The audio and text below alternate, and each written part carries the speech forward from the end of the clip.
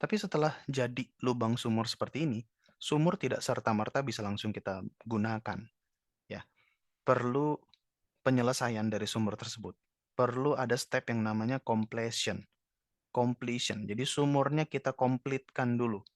Dan apa maksudnya dari completion itu? Itu yang akan kita bahas pada section berikutnya. Ini adalah bagian lanjutan dari pengeboran suatu sumur.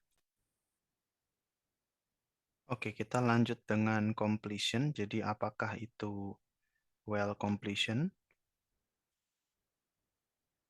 Ya, jadi setelah kita menyelesaikan pengeboran sumur dan kita punya lubang sumur, kita lanjutkan dengan pemasangan beberapa komponen sumur, baik di bagian surface maupun di bagian subsurface.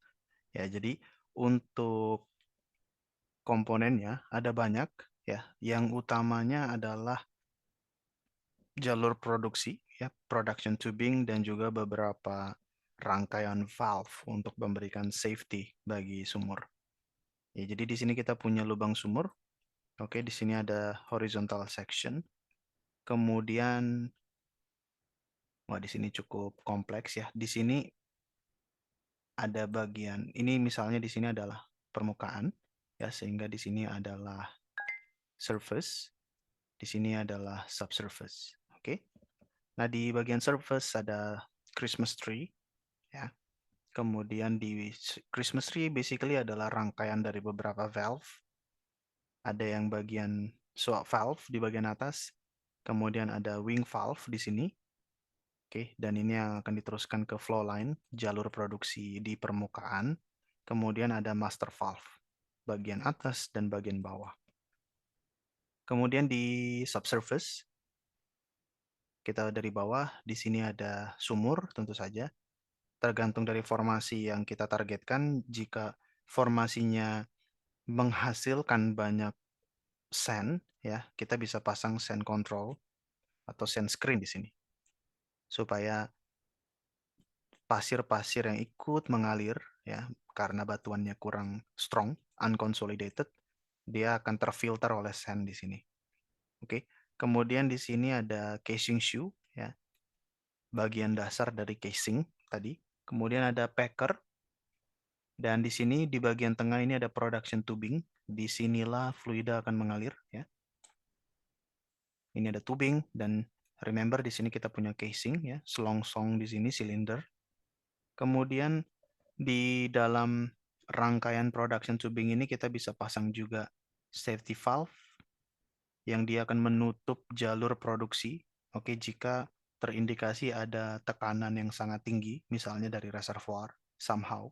Kemudian kita juga bisa memasang beberapa jalur chemical injection line untuk masuk ke tubing.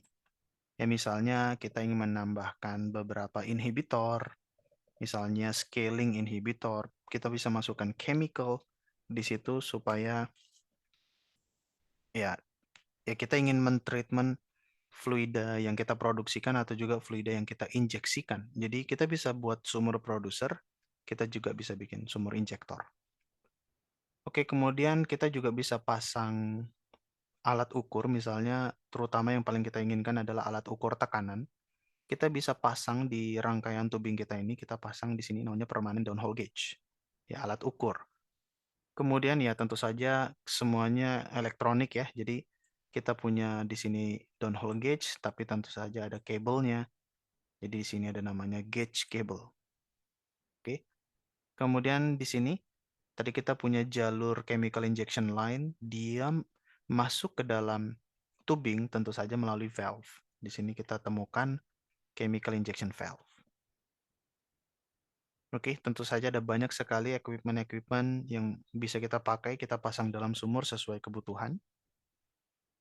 Nah, yang lebih gambaran lebih besar lagi ya, lebih general lagi untuk komponen surface, ada Christmas tree seperti tadi yang saya sebut. Di Christmas tree kita bisa punya pressure gauge di bagian puncak. Kemudian seperti inilah gambar yang lebih jelas untuk wing valve. Dan setelah wing valve di sini ada surface choke untuk pengatur laju alir dari fluida. Dan nanti dari surface choke ini ada flow line, production line atau injection line seperti itu. yang merupakan tempat mengalirnya fluida oil and gas dan liquid, oke, yang diproduksikan.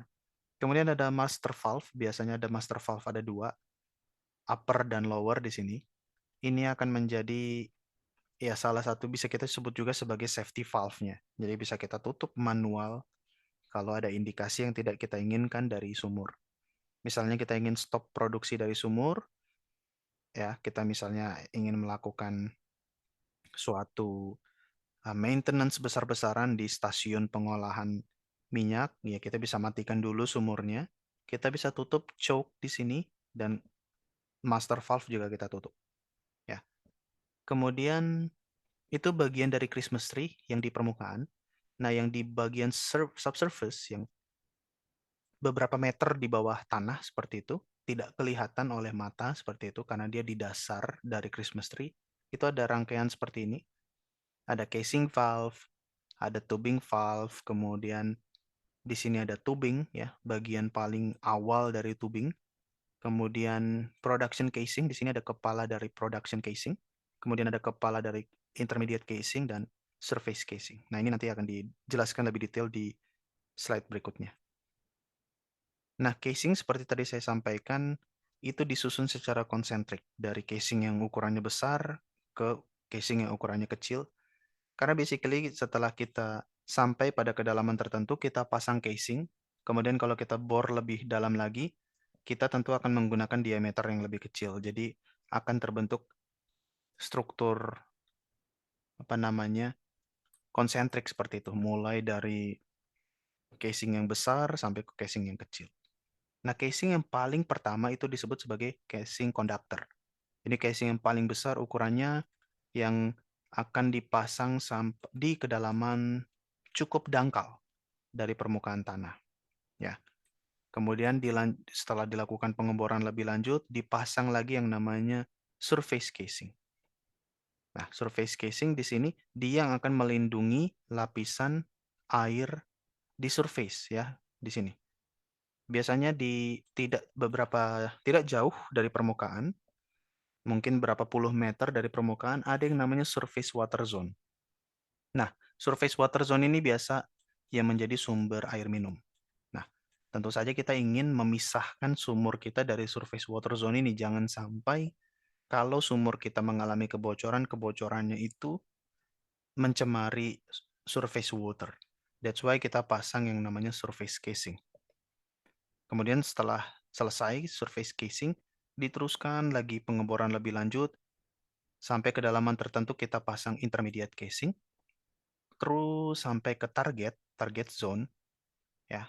Di sini kita punya oil zone dan kita punya gas cap.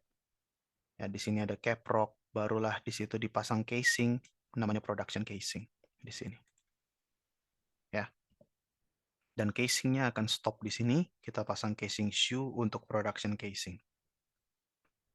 Ini view kalau 3D seperti ini, dan kalau cross section two dimensionalnya seperti ini. Jadi ada wellhead ya, di bagian paling puncak ada Christmas tree, ini ada tanah ya, soil, kemudian pasang conductor casing, kemudian di sini ada aquifer ya, aquifer atau lapisan air permukaan, lapisan air minum. Di sini ada surface casing ya, untuk menghalangi jangan sampai sumur kita mencemari surface water. Kemudian lebih lanjut lagi ada intermediate casing dan yang paling tengah ada production casing. Itu untuk permukaan dan pertanyaannya sebenarnya ketika kita punya sumur-sumur seperti tadi, sebenarnya bagaimana oilnya masuk, gasnya masuk ke dalam sumur?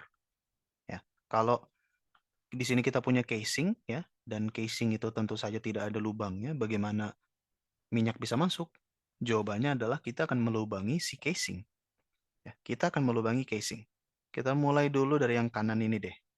Ya, jadi ketika casing sudah jadi, jangan lupa kita udah semen sumurnya, kita turunkan namanya tool bernama gun atau perforator atau perforation tool ya. Yang mana tool ini adalah tool yang digunakan untuk melubangi casing, untuk melubangi semen sehingga terbentuk koneksi antara sumur dengan reservoir seperti ini. Dan jangan lupa di sini kita sedang berusaha melubangi casing yang terbuat dari baja. kita melubangi semen yang juga sangat keras dan melubangi batuan reservoir. Jadi kita tidak bisa pakai peluru di sini. Yang kita butuhkan adalah eksplosif yang sangat-sangat besar kekuatannya, yang sangat-sangat tinggi velocity-nya, sehingga bisa melubangi casing, melubangi semen, melubangi batuan reservoir seperti ini. Nah, berdasarkan seberapa besar atau seperti apa lubang perforasi yang kita inginkan dan bergantung juga dengan kompresi sumur kita, kita bisa melakukan teknik perforasi seperti ini. Jadi belum ada dulu tubingnya, kita turunkan casing atau kita turunkan gun dan kita tembak. Secara langsung kita tembak casingnya. Nah, ini kita bisa, tool ini kita sebut sebagai casing gun. Nah, kemudian ada juga yang mana gun perforasinya diturunkan bersamaan dengan saat kita memasang tubing. Ya, ketika kita turunkan tubing sampai level reservoir yang kita inginkan, along atau bersamaan dengan kita memasang tubing, di ujungnya kita sudah lengkapi dengan gun perforation. Jadi ketika kita sudah mencapai target, kita lakukan perforasi, kita ledakkan, kita tembakkan, maka sisa-sisa gun ini akan jatuh ke bawah dan ya, tertinggal di dasar. Ada juga yang ini namanya tubing conveyed perforation, ya, tubing conveyed C perforation. Ya. Kemudian ada yang namanya true tubing perforation. Jadi tubingnya dipasang dulu, kemudian di sini ada packer ya untuk mengeset tubing. Untuk di set di sini tubing ada packer ya, di sini juga ada packer. Nah, setelah tubingnya selesai terpasang, barulah kita turunkan alat yang bernama perforation gun ini atau true tubing perforation. Setelah kita tembakkan, kita ledakkan, oke, maka bagian perforation ini bisa kita cabut lagi. Oke. Nah, dari kiri ke kanan, lubang perforasi yang diciptakan menjadi semakin kecil. Jadi yang paling besar itu di sini, kemudian tubing conveyed perforation, kemudian true tubing. Ya, jadi ini bergantung juga dengan seberapa bagus, seberapa besar lubang yang kita ingin buat. Oke, di sini ada sedikit video lagi untuk kita lebih paham tentang seperti apa sih perforasi itu. Oke. Jadi di sini kita sudah punya sumurnya ya, sudah punya komponen di permukaan dan komponen casing juga. Ini saya ambil videonya dari Alison Silvas. Dia membuat sangat banyak animasi yang very useful. Teman-teman bisa temukan dia di LinkedIn. Ya, kita tarik dulu ke awal. Oke, kita turunkan dulu suatu tool, kita lihat di sini untuk mengetahui ya untuk apa namanya membersihkan atau memberikan kita space ya. Jadi sisa-sisa semen di bawah itu kita bor dulu supaya memberikan space. Kemudian kita turunkan dulu logging tool ya, untuk memastikan kedalaman sudah cocok dengan atau untuk mengetahui seperti apa profil di subsurface. Ya, ada rangkaian VDL, CBL ini ya ini topik terpisah ya seperti itu. Tapi di sini ada gamma ray. Ya, gamma ray di pembahasan-pembahasan sebelumnya dia bisa memberikan kita informasi mengenai jenis batuan ya di masing-masing kedalaman. Jadi dari situ dari gamma ray ini bisa memberikan kita informasi di mana reservoir kita. Dan kalau kita sudah tahu reservoir kita kombinasikan dengan analisis log dan kita bisa tahu di mana titik kita ingin melakukan perforasi. Ya, kita ingin melakukan perforasi tentu saja di titik yang kita tahu ada oil atau ada gas. Ya, di kedalaman yang kita tahu ada oil atau ada gas. Oke, kita turunkan dulu di situ tadi, kita ulangi. Nah, dia melakukan logging, dia pancarkan gamma ray gitu ya, atau dia merekam profil-profil gamma ray dari reservoir dan dia membuat log dan kita bisa tahu pada kedalaman sekian batuan reservoirnya apa, pada kedalaman sekian batuan reservoirnya apa. Jadi kita bisa menerka, ya, mengestimasi di mana oil dan gasnya. Baru setelah kita punya kedalaman target, kita turunkan gun perforation. By the way, Alisson Silva ini kalau tidak salah dari Brasil ya, jadi bukan bahasa Inggris. Nah, dia akan mencapai titik yang sudah kita tentukan berdasarkan logging tadi. Kemudian ya, boom, kita lakukan perforation. Udah terbentuk lubang dan dari situlah oil dan gas akan masuk ke dalam sumur kita dan bisa kita produksikan. Oke, kita lanjut. Nah, gambaran dari eksplosifnya itu seperti ini. Jadi kita masukkan eksplosif di dalam sini ya. Ada bahan peledak di sini. Masukkan di dalam shape charge di sini ya. Kemudian ada detonating cord ya, ada kabel listrik di sini yang kita akan uh, alirkan dengan arus listrik. Dia akan memberikan kode kepada gun untuk meledakkan si eksplosifnya. Ya, di sini ada rangkaian karier tempat kita menyimpan atau meletakkan atau memasang shape charge dan di dalamnya sudah ada eksplosif. Nah, berdasarkan lubang yang ingin kita buat bisa 0 derajat ya, hanya satu arah tembakannya. Ada 180, 120, 90 dan 60. Dan ketika terjadi perforation ya, bentuk dari shape charge ini sedemikian rupa dirancang supaya tembakan yang terjadi itu bukan seperti ledakan yang tidak beraturan, yang tidak berbentuk seperti itu, tapi yang seperti ini, tajam, fokus pada satu arah. Ya, seperti itu. Ini lubang yang kita harapkan instead of meledakkan besar-besaran seperti itu. Karena kalau meledakkan besar-besaran seperti uncontrolled, seperti ledakan yang kita lihat di film-film Hollywood, tentu saja casing semen itu akan hancur-hancuran dan akan terjadi banyak sekali lubang-lubang pada semen yang intinya nanti akan menjadi celah buat oil lolos ke permukaan, terjadi blowout, terjadi spill, tumpahan minyak yang tidak kita inginkan.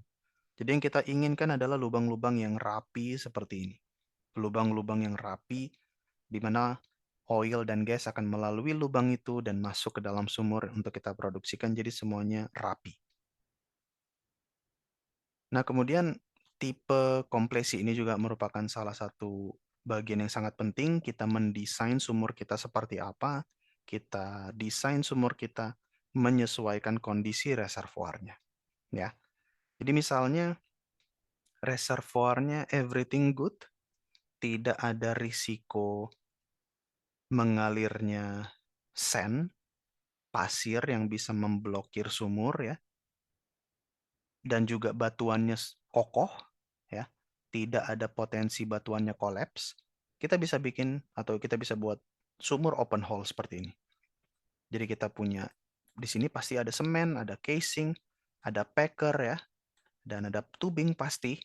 Tapi di bawah sini itu lubangnya bisa dibilang lubangnya open saja, telanjang, tidak ada casing, tidak ada semen. Ya. Nah, lubang seperti ini, open hole seperti ini pasti akan memberikan laju alir yang tinggi karena dia bebas hambatan, diameternya besar, ya, minimum restriksi. Jadi fluida, oil, dan gas akan masuk dengan mudah dan kita bisa dapatkan laju alir yang tinggi untuk sumur seperti ini. Tapi hati-hati kalau kita memproduksikan sand, misalnya kita punya reservoir yang unconsolidated, batuannya itu mudah rapuh, batuannya itu mudah unconsolidated, jadi serpihan-serpihan pasir di batuan tersebut ikut terproduksikan, itu bisa gawat. Pasir akan tertumpuk di sini yang nantinya akan mempelak sumur dan pasir bisa terikut ke atas dan aliran pasir itu sangat berbahaya. Dia bisa merusak tubing, dia bisa merobek tubing, melubangi, menjebol tubing, menjebol pipa. Itu yang tidak kita inginkan. Jadi kita bisa pasang open hole kalau kita udah tahu, kita jamin batuan kita itu kokoh. Tapi kalau batuan kita atau reservoir kita unconsolidated, ada potensi banyak pasir terproduksikan ya, kita bisa pasang slotted liner. Ya, slotted liner itu linernya dulu. Linernya itu casing kecil ya yang bisa dipasang di internal casing yang lain seperti itu. Jadi casing yang bisa dipasang seperti ini. Jadi dia tidak perlu ditarik sampai ke atas kemudian disemen. Tidak. Dia bisa menggantung, tertancap pada casing di sini, dan dia menggantung seperti itu. Kemudian dibuat slot-slot, lubang-lubang seperti itu, yang sehingga liner ini akan berfungsi sebagai semi filter. Dia akan mencegah pasir masuk ke dalam sumur. Sembari dia bisa memberikan laju alir yang cukup tinggi juga karena diameternya cukup besar. Jadi kita bisa buat slotted liner. Nah, ini berdasarkan diskusi antara completion engineer dengan reservoir engineer dengan production engineer. Nah, kemudian kalau potensi sand problemnya lebih tinggi, kita bisa pasang screen liner. Ya, jadi bukan cuma slot-slot, tapi dipasang screen, ya, filter seperti itu, dan ditambah juga dengan gravel pack. Gravel pack ini adalah batu-batu kecil, ya, yang akan dipasang di sini, ditumpuk di sini. Dia akan menjadi barrier yang mencegah pasir-pasir dari reservoir masuk ke dalam sumur. Jadi double perlindungannya, ada gravel pack dan juga ada screen liner. Oke. Kemudian kalau tidak ada potensi sand problem, kita nggak pakai sand filter atau sand control. Kita cukup pakai di sini liner. Oke. Linernya dia tertancap pada casing. Oke. Kemudian bisa kita semen, ya. Kita semen, dan semennya dan linernya kita perforasi. Kita akan punya perforated liner seperti ini. Oke, ini akan memberikan produktivitas laju alir yang lebih kecil, gitu ya. Tapi kita lebih terjaga juga dari collapse atau dari masalah, ya, well integrity-nya lebih terjaga karena tidak ada anulus, tidak ada rongga antara lubang sumur dengan casing atau dengan liner karena sudah kita isi dengan semen. Kemudian ada perforated casing, ya, jadi casing sampai ke bawah. Jadi kita nggak pakai liner, tapi casing sampai ke bawah. Tapi kemudian casingnya kita lubangi. Oke. Kemudian seperti biasa di sini ada packer dan tubing. Nah, ini yang salah satu yang paling umum. Ya, yang paling umum kita gunakan. Jadi casing sampai dasar, semen, kemudian tembak. Kemudian kita juga bisa kita buat sumur tubingless. Ini untuk produksi yang besar, ya. Yang kita bisa mengalirkan melalui casing. Tapi ini cukup berisiko karena casing bisa terkena risiko korosi atau tergerus, erosi akibat aliran dari fluida dari reservoir. Dan kalau casingnya problem, oke, target berikutnya yang akan tergerus adalah semen. Oke, kalau casingnya fail dan semennya fail, maka aliran fluida akan lari kemana-mana. Dan yang paling kita tidak inginkan adalah minyaknya akan terbuang ke formasi atau ke lapisan batuan yang lain, atau bahkan mencemari lapisan air minum. Kemudian berdasarkan target reservoirnya, ada yang menargetkan satu reservoir at one time, itu kita buat sumur yang sifatnya single string. Ya, karena target reservoirnya itu hanya satu. Ya. Tapi kita juga bisa menargetkan dua reservoir sekaligus. Ya. Jadi kita sebut ini sebagai single string, hanya satu production tubing, ya, tapi commingle reservoir. Jadi kita bisa menargetkan dua reservoir sekaligus, tapi aliran dari reservoir yang atas dan aliran dari reservoir yang bawah akan tergabung pada satu string. Ya, kalau bagian yang kiri, aliran dari satu reservoir yang bawah ini, ya, hanya satu reservoir akan masuk pada satu production string. Ya, ini tergantung technicality-nya dan juga economics-nya juga, ya. Karena semakin kompleks sumur, pasti biayanya semakin tinggi. Nah, ada juga yang namanya dual completion, ya. Dual completion itu misalnya dua reservoir, tapi alirannya disebar ke string yang berbeda. Misalnya reservoir yang bawah akan masuk ke tubing yang ini, dan reservoir yang satu yang atas akan masuk ke tubing yang lain. Nah, ini lebih bagus dari segi pencatatan data. Ya, jadi kita bisa melakukan pengukuran tekanan untuk aliran bawah dan kita bisa melakukan pengukuran juga untuk aliran atas secara terpisah sehingga kita punya dua data terpisah instead of commingle seperti ini. Kalau commingle agak susah kita menentukan berapa tekanan di sini dan berapa tekanan di sana at the same time, atau berapa aliran di sini seberapa kuat, berapa aliran di bawah seberapa kuat. Agak susah karena dia tercampur pada satu lubang yang sama. Kemudian tentu saja kita bisa buat sumur horizontal, ya. Nah, di sini kita bisa menguras area yang lebih luas dengan melakukan atau dengan membuat sumur horizontal dibandingkan sumur vertikal, ya. Dan kalau target kita banyak, multiple target, tapi economics-nya bagus, kita bisa buat multilateral well. Cabangnya bisa sangat banyak, ya. Nah, again, drilling has to be relevant with the type and condition of the reservoir. Tergantung reservoirnya seperti apa, tergantung kita ingin melakukan pengeboran di permukaannya seperti apa, drilling harus mengikuti. Ya, jadi misalnya kita melakukan pengeboran offshore, di offshore kita tidak punya banyak space, ya, space yang kita punya hanyalah area sebesar platform di sini. Ini nggak luas sama sekali.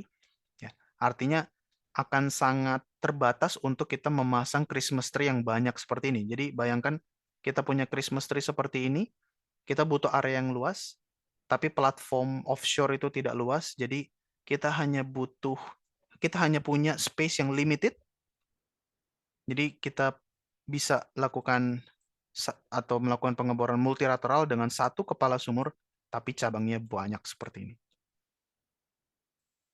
Ya. Kalau target kita ada di offshore, tapi kita melakukan pengeboran di onshore, di coast, kita bisa melakukan pengeboran deviated seperti ini. Ya, kenapa kita tidak melakukan pengeboran vertikal? Karena di vertikal, kalau kita tarik ke atas, kita sudah di area laut dan beberapa tidak suka bekerja di area laut karena lebih kompleks, lebih mahal, dan lain sebagainya. Kalau terjadi emergency operation, misalnya yang terjadi di Lapindo seperti itu, jadi dia punya sumur di sini yang terjadi blowout dan sangat susah menangani blowoutnya di sini. Kita bisa membuat sumur emergency di sini untuk kita koneksikan dengan lubang original, lubang sumur original yang sudah dibuat, dan bergantung dengan kebutuhan kita bisa injeksikan sesuatu di sini untuk ngeplak daerah sini, atau kita bisa masukkan fluida yang berat sehingga melawan tekanan dari reservoir dan mematikan alirannya. Ya, kita juga bisa melakukan side tracking, misalnya di sini kita sudah melakukan pengeboran di sini, tapi ada problem di daerah sini, kita bisa lanjutkan akses pengeborannya dari titik sini. Atau kalau kita ingin melakukan pengeboran untuk menargetkan multiple zone, ya kita bisa mengebor dan kita sesuaikan dengan zone-zone kita letaknya di mana. Dan kalau kita ingin menargetkan di sini misalnya, tapi kalau kita tarik ke atas adalah area yang inaccessible, misalnya perumahan warga, hutan lindung, dan lain sebagainya, maka kita bisa mengebor di permukaan di area yang aman, seperti di sini, area yang sepi, area yang tidak mengganggu publik, dan kemudian kita bisa melakukan pengeboran direksional seperti ini untuk mencapai target yang kita inginkan di sini. Ya, jadi bentuk sumur kita, teknik pengeboran kita disesuaikan dengan kondisi reservoir dan kondisi permukaan di mana kita melakukan pengeboran. Oke, di sini ada animasi singkat untuk kita lebih mengerti lagi seperti apa pengeboran.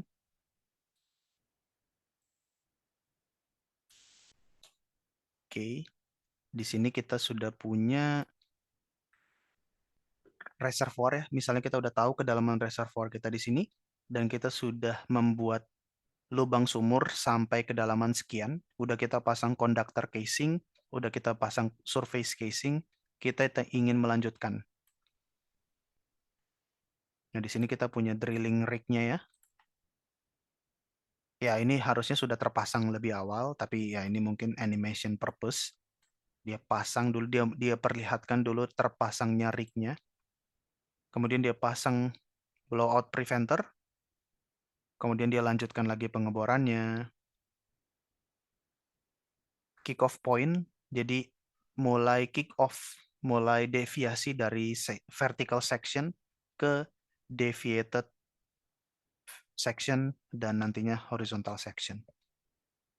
Di sini kick off point-nya, build up dia udah mulai semakin horizontal dan dia mencapai reservoir.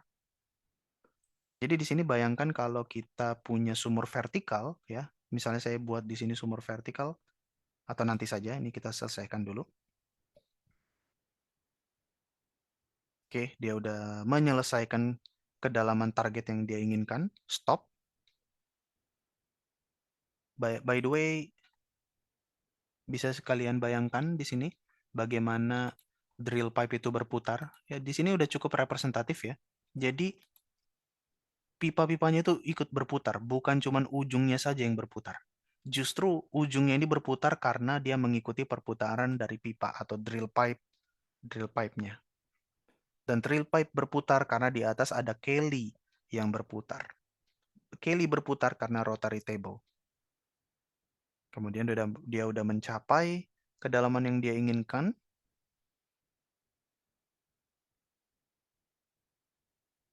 Oke, kemudian drill stringnya akan dia tarik. Lubang sudah tercipta. Oke, dia tarik perlahan-lahan, jangan sampai stuck somewhere. Oke, very good.